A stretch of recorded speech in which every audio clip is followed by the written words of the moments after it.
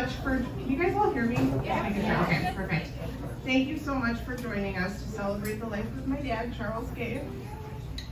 We are overwhelmed by the turnout today and for all of your love and support the last 3 months. I'm sure he's rolling his eyes right now at the thought of all of this fuss on his behalf. Saying, yeah. True. A few housekeeping items. There's a book in the back on the counter by the entrance. We'd love to have you sign your name and address and share a story or a memory of Chuck. After our speakers, I will open up the floor if anybody wants to come up and share any stories that you have of my dad.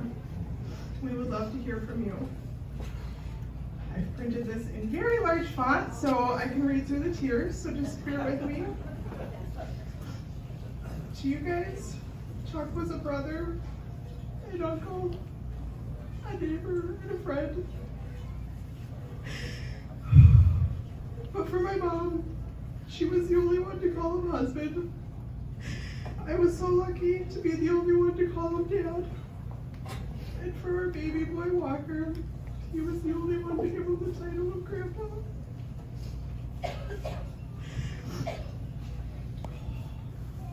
The tissue is, my dad was born on June 28th, 1956, into a family of 10 on a dairy farm in Chaska, Minnesota. Growing up on the farm instilled a hard work ethic and ability to get up very early every day. You probably heard him say he's been up since 4:30, which always justified him going to bed at 8. If there were cocktails involved, he usually just disappeared for the night, only to be seen the next morning with coffee and breakfast ready for everyone. As a child, my dad didn't exactly have the best example of a father figure. When I was born, he vowed to be the best father he could be. And boy, did he ever deliver on that promise. I couldn't have asked for a better dad. He taught me to work hard, play harder, always be early, because if you're on time, you're late, and love deeply. He was also always a listening ear. When I was in college, we still had to pay for long distance. I would call him at the 800 number at the shop to talk to him for free. He never judged me for my decisions. Well, maybe once or twice, like when I pierced my belly button or dated some questionable guys. It's a good thing I ended up with a police officer. But most importantly, I always knew how proud my dad was of me. This is one of the things I will miss hearing from him. I was definitely Daddy's little girl, and he would have done anything in the world for me. On many occasions, he did just that. One time, before a high school dance, one of said questionable guys was super late picking me up, and I almost thought he was going to stand me up. Seeing me in tears, my dad ran out. We got a big bouquet of flowers and balloons to let me know how much he loved me. Another time after I graduated, he borrowed a friend's RV and drove me, my mom, and my 2 best friends from high school all the way down to Florida to drop me off for college. It was a week-long trip. Ooh, sorry. Coming in hot there, friends, sorry. It was a week-long trip with many fun stops, but also many tears, knowing I was leaving home and starting my life at college. Once they dropped me off, he still had to bring my mom and my 2 friends, who were all complete puddles of tears, all the way back to Minnesota. I'm sure it was a long trip for my dad, but I don't think he would have traded it for the world. My dad was a master of many things. I'm going with 6 to be exact. Number 1, turbo relaxation. If you haven't heard this before, it's the ultimate in relaxation. Get there quickly and do it as hard as possible. For him, this included family trips to tropical places, camping trips across the US, enjoying time at the cabin up north, sitting around a good bonfire, going on as many hunting trips, or being anywhere he could kick up his feet. Number 2, the grill master. My dad could grill anything, anywhere, anytime, and it was always perfect. Whether he was clearing off 2 feet of snow off the deck to make beer can chicken in the middle of winter, or grilling up burgers and brats for a hungry crew after many cocktails at the cabin, we never wanted anyone else at the helm. Number 3, making breakfast. My mom told my dad when they got married, she didn't mow the lawn and she didn't cook breakfast, and he took it to heart. The lawn was always impeccable, and breakfasts were always perfect. My favorite was his pancakes. Number 4, trumpet player. He played trumpet at Chaska High School in the jazz band, marching band, and pit orchestra. He loved listening to jazz music, live musicals, or anything that included a good trumpet player in the song. We learned tonight he was inducted into the Hall of Fame for the Chaska High School, and we had no idea because he never liked the attention. So we just learned that tonight.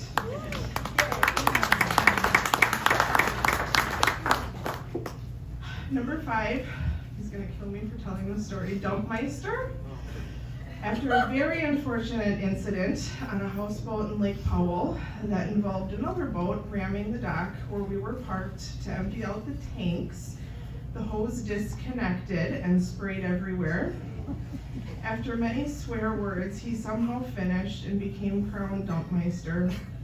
He took that title to the cabin where we don't have running water in the wintertime and kept the facilities emptied so we could have the best time year after year.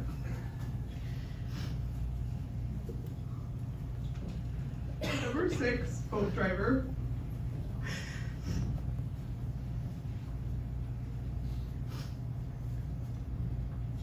For someone who didn't grow up on the water or on boats, my dad was exposed to cabbing and boating life through my mom and her family. The Dorings had all grown up on the lake in boats and water skiing. My mom convinced him to buy a boat shortly before I was born, and we've had a boat ever since. He was a fast learner, and when we joined the Prior Lake water ski team, he quickly rose up through the ranks to become the lead boat driver, as well as one of the boat drivers on the Mississippi Challenge.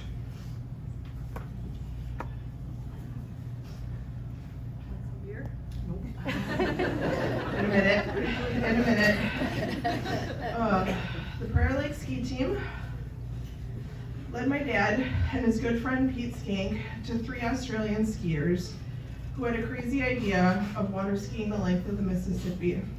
It took years of planning, and during that time, one of the skiers passed away from stomach cancer.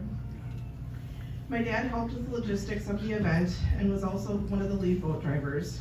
They skied at high rates of speed for long hours a day. It was a monumental effort that took the support crew of 42 people to help. In the end, they skied the navigable portion of the Mississippi River in 6.5 days for an unofficial Guinness World Record. Our family has a lifetime of memories and friends from that event. After many years in the medical device field, my dad followed his passion and changed careers to work at Lake Elmo Sports. He loved the company so much, in 2008 he bought it. He loved his customers. He loved going to tournaments. He loved making ski ankles for He also loved being able to share tips and tricks to help people drive better for their ski show acts, or just helping a dad so he could pull up his kid on skis for the first time. Because of this, he was known as Mr. Showski. But he was also looking forward to retirement. I'm thankful my dad was able to at least make it to South Carolina for a few months. While my mom and I have a lifetime of memories with my dad, I'm sad for all the memories we will miss out on. All of the trips that can't be taken. Missing our boat driver up at Leech Lake to get us out to our friends out at Party Cove or for a ski run. The delicious grilled dinners and pancake breakfasts. Smoking cigars and drinking bourbon when watching Walker grow.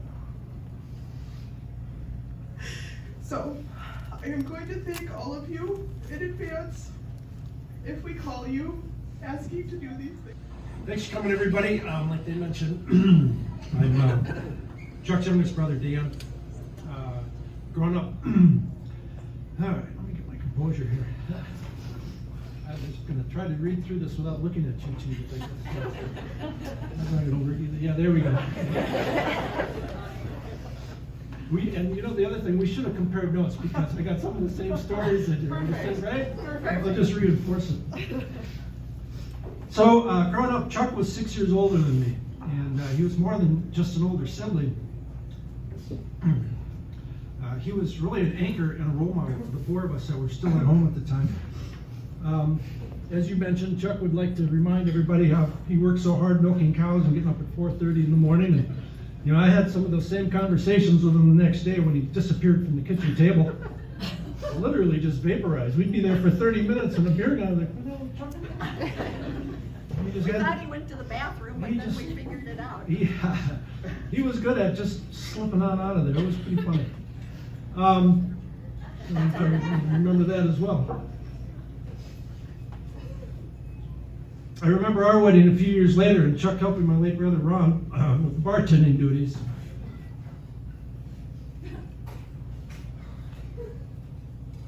Ron died too early also.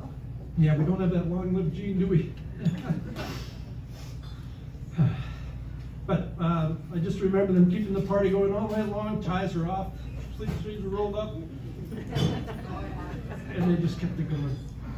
And I remember, well, I sort of remember vacationing with Chuck and these two down in Mexico with our kids as well. I think we were looking for some satisfaction that particular week. I don't recall exactly, but that was big fun. I remember countless family gatherings, floating in the Apple River, going to Uncle Wally's cabin.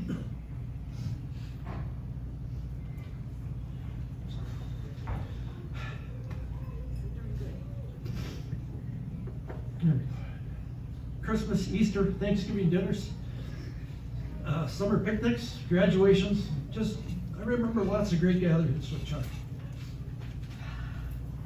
All right. This is a good one. I remember loading into his minivan to go pheasant hunting down in Iowa. Let that statement sink in for a little bit.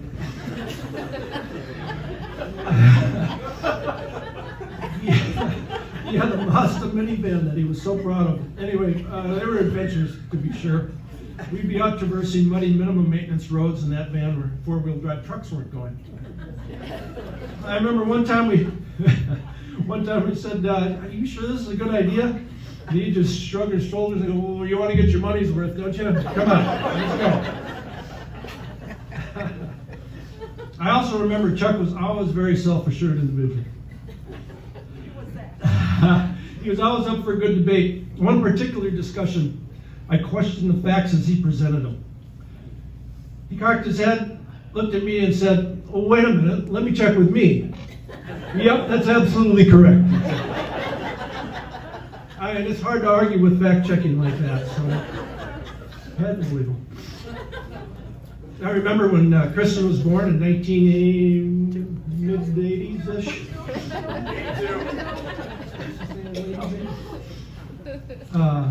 And Chuck settled into fatherhood. Kristen was the apple of his eye, and his family was the center of his universe. Of course, things changed, and the adventures he took started to look completely different, but Chuck wouldn't have it any other way. Again, we should have traded notes, but I particularly remember how proud he was to be part of the Prior Lake ski team, and always boasting about all of Kristen's accomplishments on the water, as well as everything else in her life. He was so very proud of her, always. Okay, well, maybe there was a couple of times, Kristen, but you know, he never dwelled on it. Okay?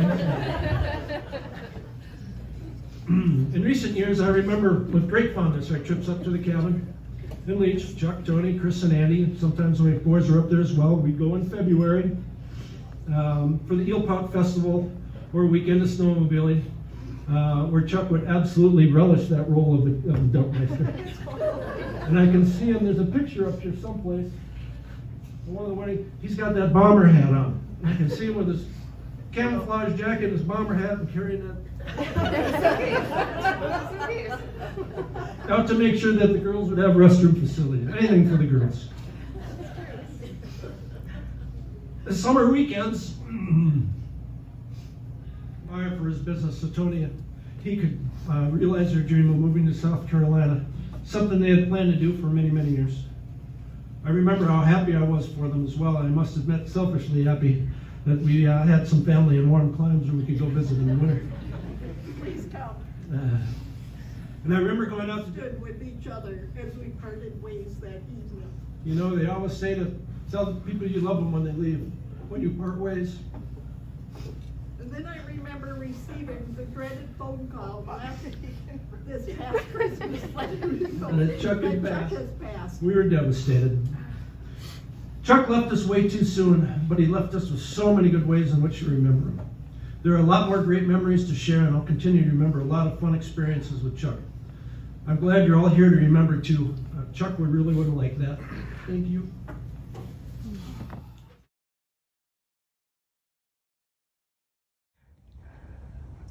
Each of us gathered here today have personal memories of the impact that Chuck made on our lives. Today, here and now, we're gathered to celebrate Chuck. We're gathered here to celebrate the memories that Chuck left with us. Chuck came into our lives in different ways, at different times, but all for the same reason. And that was to make our lives a little bit better. He improved my life, and I know that all of you gathered here today, Chuck had the same impact on you. We are associated with Chuck, Tony, and Kristen through the Prior Lake Water Ski Club. We spent many times together, shared many laughs together, and many challenges as well. Our association with the club led us to the Mississippi Challenge, in which we took 2 water skiers the length of the Mississippi River. Chuck's initial assignment was to determine how fast we would be able to go between locks and dams, because we had to alert each lock and dam operator what time we'd be there. I remember on the 3rd lock and dam, we overheard on the radio the operator say, "You're 29 seconds late." Now it was Chuck. He was always precise in everything he did, say, and do. From being a family member to vacationing or even just water skiing together, let us all celebrate today and every day with the memories that Chuck left behind. You know, I was in high school many years ago. And when the girls that I was dating would break up with me, they seemed to have this pat answer that farewell was the only hello to memories. Today, I realize how smart those girls were. Not for just breaking up with me, but for those wise words. Tony, Kristen, thank you for sharing Chuck with us. Our lives have been blessed. Chuck, thank you for the memories, and may God keep you and bless you for eternity. Amen. No American would ever do this. The Mississippi River is a commercial river. No one water skis the length of it. This is a very foolish idea, and I don't associate with fools. It was 1997, and that was the email I received from Pete Skenk. It turns out he spoke to his friend about the idea of 2 Aussie blokes skiing the length of the Mississippi River, and they both agreed, not a good idea. That friend turned out to be Chuck Gay. Hello, my name is Sean McGrath. It was 1997 when I sent about 75 emails to water ski clubs down the Mississippi River. Amazingly, I only heard back from about 3. One of them was the Prior Lake Water Ski Club, and many of you sitting in the audience today are members or have known members of that club. I often wondered why they didn't get back to me. Maybe they all thought it was a crazy idea. Anyway, these two fine men, Pete Skenk and Chuck Gay, when they found out that we were doing this to raise money for cancer research and leukemia support, they were in, and I am so thankful that they decided to be in with us on this journey. 2.5 years later, with hundreds of emails going backwards and forwards between Chuck and Pete and myself and my brother Brenton, we got to meet face to face. It wasn't long before Chuck took us to a meeting at, I think it was TGI Fridays, for lunch with one of the executives from Mercury Marine. Before we went in, Chuck said, "We are going to offer to pay for this guy's lunch today. If he accepts our offer, then that'll be the end of our relationship with Mercury Marine. But on the other hand, if he offers to pay for all of us for lunch, then that means Mercury Marine will be in." And as it turned out, he offered to pay for our lunch together. And that's where the real adventure started. In December of 1999, 4 of us flew from Australia to America on a planning and reconnaissance trip. It was my brother Brenton, John Crozier and Alan Downs and myself that flew over to meet with Pete and Chuck and the rest of the American team. One night Tony and Chuck invited us round to their place for dinner, and we were sitting around the coffee table and Chuck handed me this round squeezy thing. He said, "This is my stress reliever. I squeeze it when I get home from work and it helps me to relieve the stress of the day." And I thought, well, this is interesting.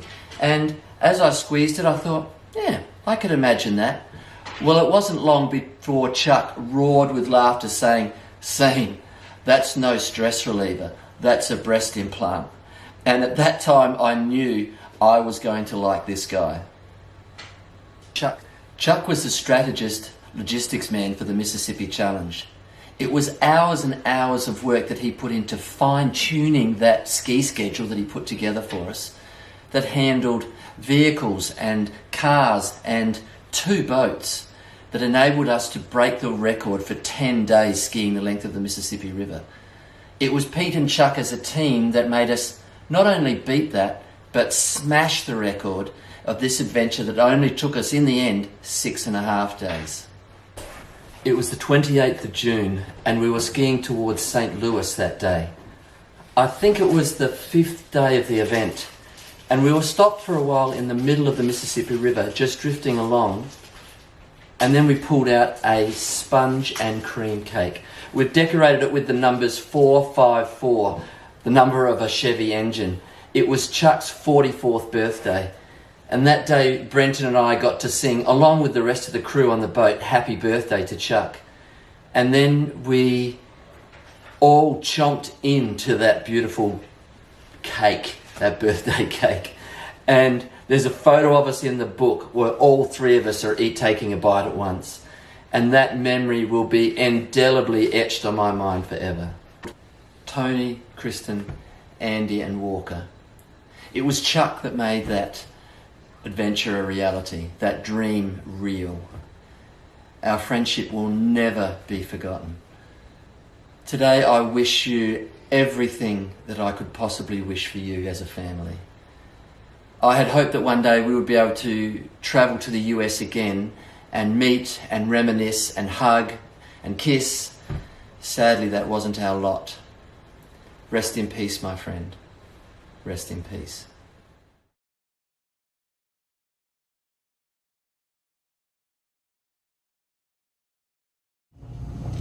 Hello, my name is Nick Brown and I am here today on behalf of the shop.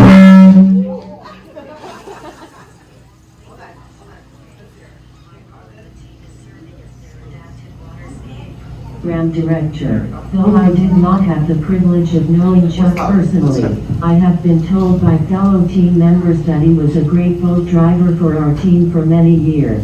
Along with being a longtime ski boat driver for our team, Chuck was our valued vendor for a lot of our water ski equipment over the years through Lake Elmo Sports. After joining the ski team, he went all in on water skiing and got drawn into the ski team family we love. Shortly after Chuck's passing, Shockwaves learned that his successors have decided to donate some equipment to our adapted water skiing program. Through generosity from local companies like Chuck ran for many years and community involvement, we as a program serve individuals with a wide range of disabilities by taking them out water skiing each summer on Quarry Lake in Shakopee. The vast majority of our disabled athletes have never been in a lake before, let alone being towed upwards of 30 to 40 miles per hour behind a professional grade water ski boat. So these generous donations will be put to good use for many years to come in Chuck's honor. On behalf of everyone on the ski team, I give my condolences and sympathy to the friends and loved ones here today. A loss is never easy, but I believe that Chuck's legacy will live on into an infinite future. Thank you for asking me to say a few words, and I hope everyone has a good evening. Thank you. And he was kind enough to bring some pamphlets, so if you want to do a donation, there's a Venmo code, so thank you for all of that. Thank you for coming, Nick, appreciate it. Okay, I'm done with the surprises, I promise. I want to thank everybody who has donated in honor of my dad, and like I said, there's the sheet as well. Before I close out, I do want to open up the floor to anybody who wants to share a story or a memory. So I can either come around or you can come up here. So. Courage.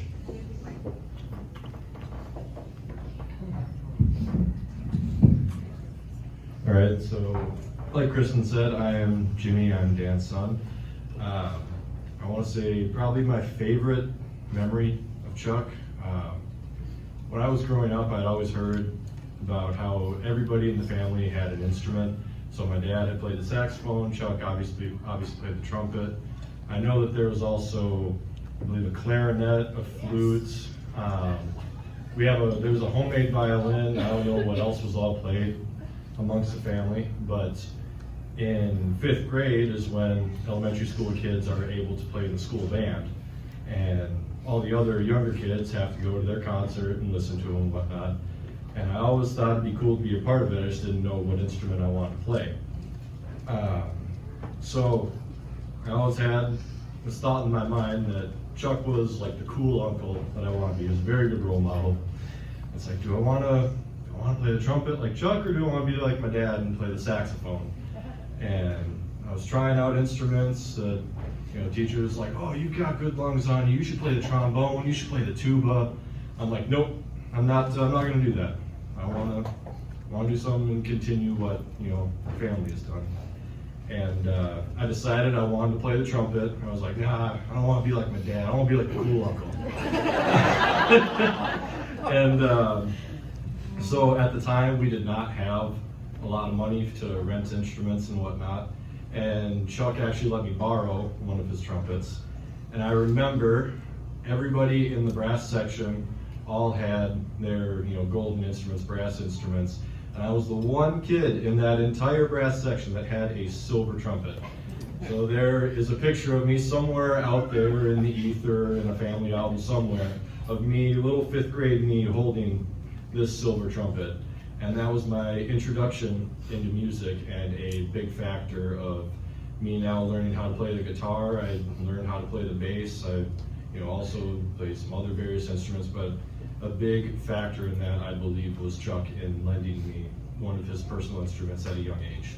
So that's I want to say, I joined the ski team in '97 when all I wanted to do was move to Prior Lake and go skiing. And I heard about the Prior Lake Water Ski Team, and I met an amazing group of people. And I was honored, and I say honored, to be Chuck's spotter, because there's no one. He was very specific to who he let in for him.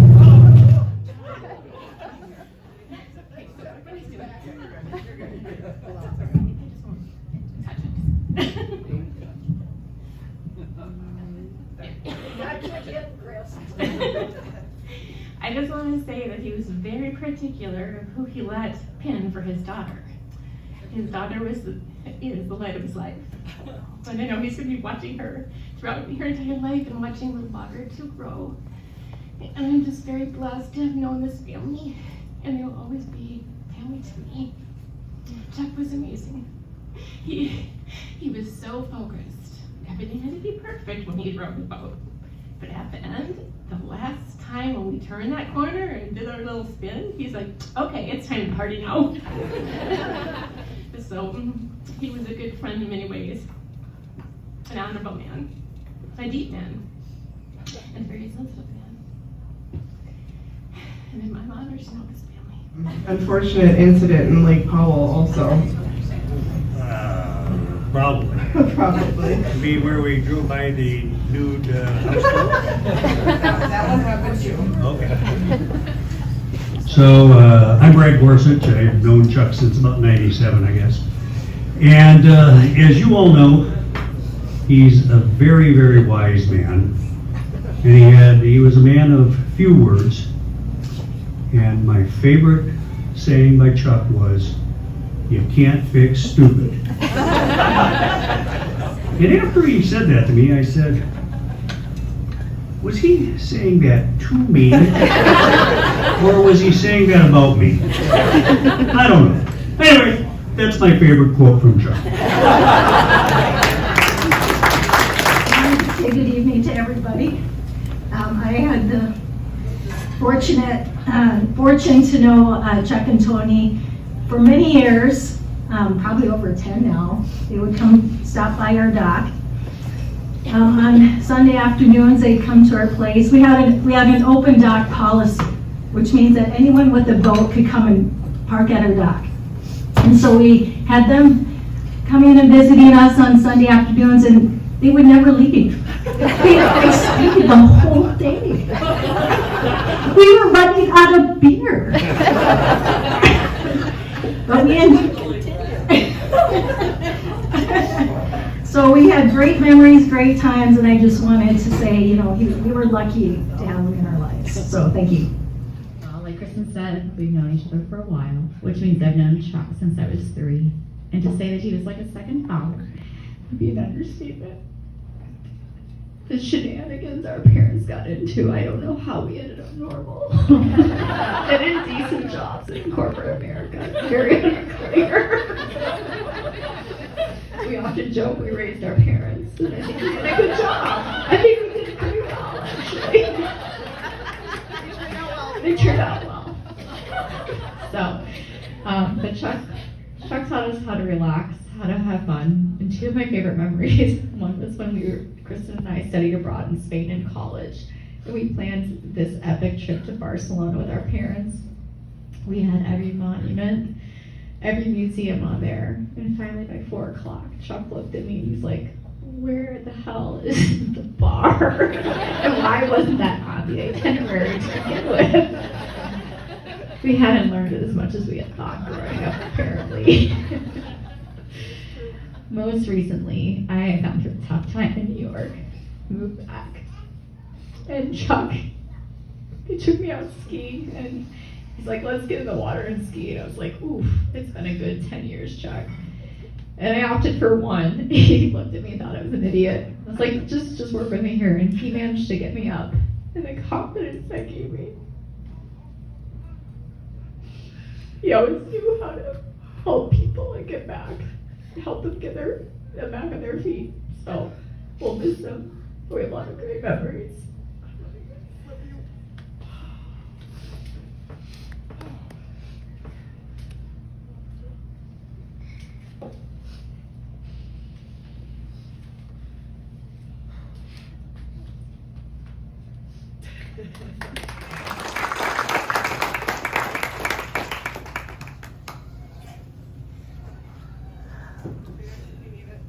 Oh yeah. I'm Keith Hollister. I've been Chuck's brother-in-law for the last 43 years. And my first unique memory of Chuck was just before he got married, and my wife Julie and I, well, we weren't married yet, but we were staying at Tony and Julie's parents' house in Litchfield. There was quite a party the night before.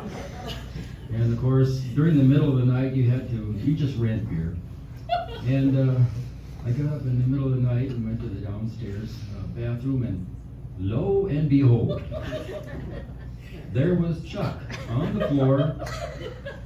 He didn't have much on at all. So, what came through my head, but here's a photo opportunity. And so I still have that one. And through the years, you know, we'd be up at Leech Lake, and brought my harmonicas up there, and we'd be sitting around the campfire having a beer, and he said, "Chuck, play something." I said, "What do you want to hear?" He said, "I don't care, just play anything." So I just make something up, and he'd put down his beer, and he'd give me a little applaud, and he'd pick up his beer, and he said, "You remember that picture that you told me about? What do you want for that?" I said, "No, Chuck, that's for later." But I bought Chuck's first boat, and we had a tremendous amount of hours in that thing. It kind of went downhill after I got it from him, but we still enjoyed it to the max until we got rid of that. I gave it to my son, and he got rid of it. He said, I got the motor for $100, I got the trailer for $100, and I got the boat for $100. All three for $100.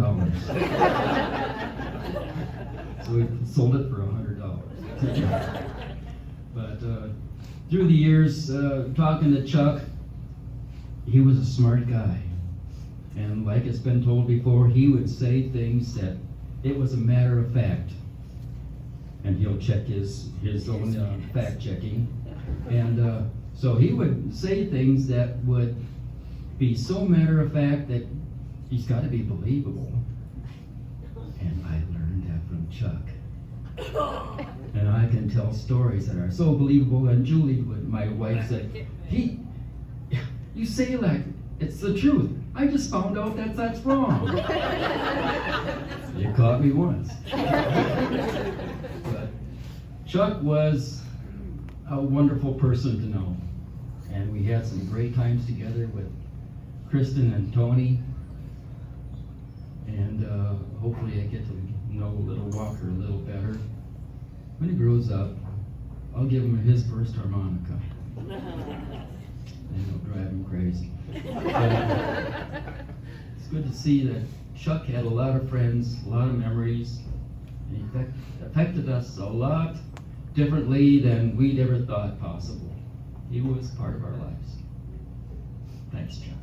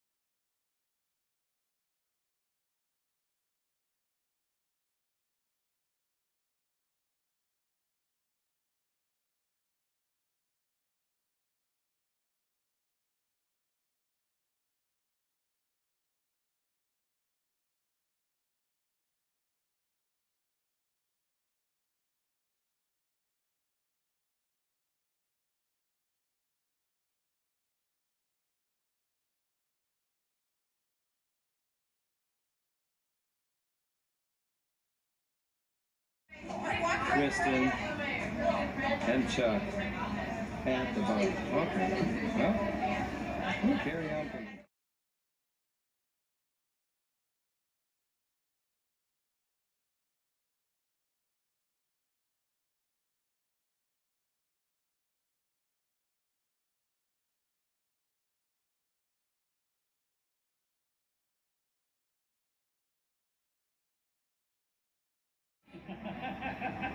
Too many beers?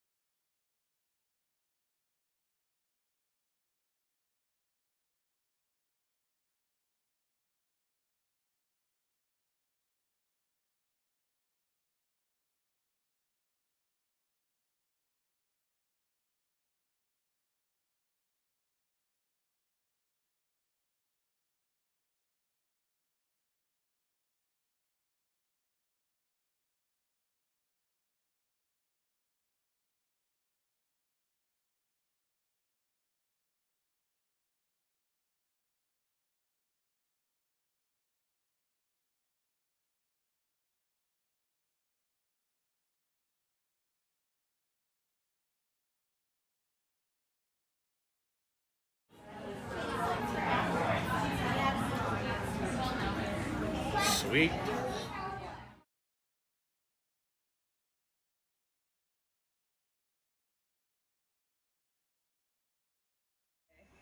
We're sitting by the pool.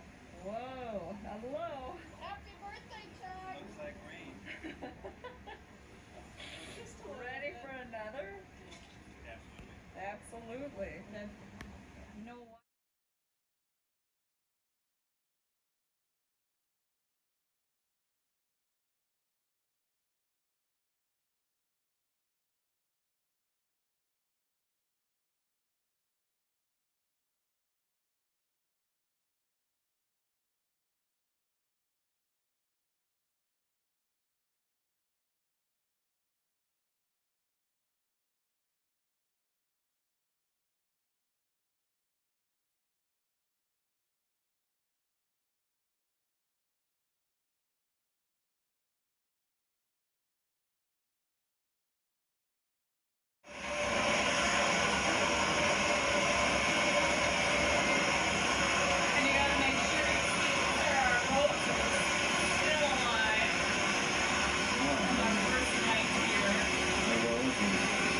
That's the secret ingredient. Oil.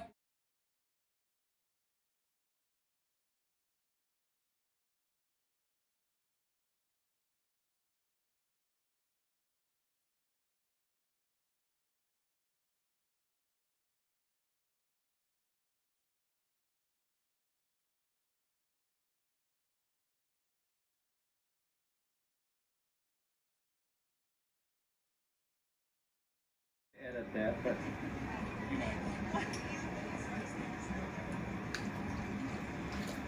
these are the grandkids.